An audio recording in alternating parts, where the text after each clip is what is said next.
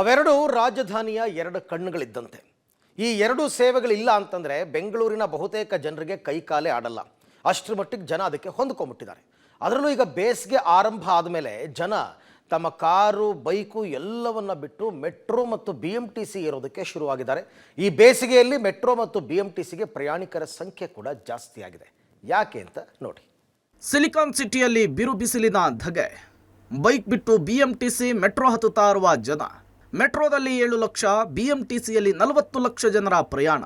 ನಗರದ ರಣಬಿಸಿಲು ಜನರನ್ನ ಕಂಗಾಲಾಗಿಸ್ತಾ ಇದೆ. ಬಿಸಿಲಿನ ಹೊಡೆತಕ್ಕೆ ಕಂಗೆಟ್ಟಿರುವ ನಗರವಾಸಿಗಳು ತಮ್ಮ ಖಾಸಗಿ ವಾಹನಗಳನ್ನು ಬಿಟ್ಟು ಮೆಟ್ರೋ BMTC ಕಡೆ ಮುಖ ಮಾಡ್ತಿದ್ದಾರೆ. ಬಿಸಿಲ ಹೊಡೆತದ ಕಾರಣ BMTC ಮೆಟ್ರೋ ಸೇವೆಗಳಲ್ಲಿ ಏಕಾಏಕಿ ಪ್ರಯಾಣ ಮಾಡುವವರ ಸಂಖ್ಯೆ ಏರಿಕೆಯಾಗಿದ್ದು, ಮೆಟ್ರೋ ಪ್ರಯಾಣಿಕರ ಸಂಖ್ಯೆ ಒಂದೇ ದಿನದಲ್ಲಿ ದಾಖಲೆಯ 7.9 ಲಕ್ಷ ಜನ ಪ್ರಯಾಣ ಮಾಡಿದ್ದಾರೆ. ಮೆಟ್ರೋದಲ್ಲಿ AC ಇರುತ್ತೆ, ಜೊತೆಗೆ ಟ್ರಾಫಿಕ್ ಕಿರಿಕಿರಿ ಇಲ್ಲದೆ ಹೋಗಬಹುದು ಅಂತೇಳಿ ಮೆಟ್ರೋ ಮೊರೆ ಹೋಗ್ತಾ ಇದ್ದಾರೆ ಪ್ರಯಾಣಿಕರು. ಇನ್ನು BMTCಯಲ್ಲೂ ಕೂಡ ಏಕಾಏಕಿ ದಿನಕ್ಕೆ 10 ಲಕ್ಷ ಪ್ರಯಾಣಿಕರ ಸಂಖ್ಯೆ ಏರಿಕೆಯಾಗಿದೆ. AC ಬಸ್ಗಳಿಗಂತೂ ತುಂಬಾ ಡಿಮ್ಯಾಂಡ್ ಜಾಸ್ತಿ ಆಗಿದೆ.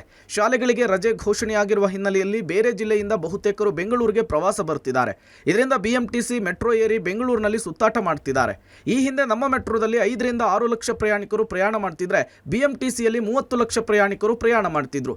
ಬೇಸಿಗೆಯಲ್ಲಿ ಬರೋಬ್ಬರಿ 40 ಲಕ್ಷ ಪ್ರಯಾಣಿಕರು ಪ್ರಯಾಣ ಮಾಡ್ತಾ ಇದ್ದಾರೆ. ಒಟ್ಟಾರೆ ಬೇಸಿಗೆಯ ಸುಡು ಬಿಸಿಲಿಗೆ ಬೈಕ್, ಆಟೋ ಅಂಥೇಳಿ ಪ್ರಯಾಣ ಮಾಡ್ತಾ ಇದ್ದವರೆಲ್ಲ ಮೆಟ್ರೋ ಮತ್ತು BMTC ಬಸ್ಗಳತ್ತ ಮುಖ ಮಾಡಿದ್ದಾರೆ. ಒಂದು ಕಾಲದಲ್ಲಿ ಸಾರ್ವಜನಿಕ ಸಂಪರ್ಕ ಅಂದರೆ ಮುಖ ಮುರಿತಾ ಇದ್ದವರು ಕೂಡ ಈಗ ಇದೇ ಸಂಪರ್ಕ ಬಳಕೆಗೆ ಮುಂದಾಗಿರೋದು ಸಂತಸದ ಸುದ್ದಿ. Raghu Mariswamy, metro bureau, public TV, Bengaluru.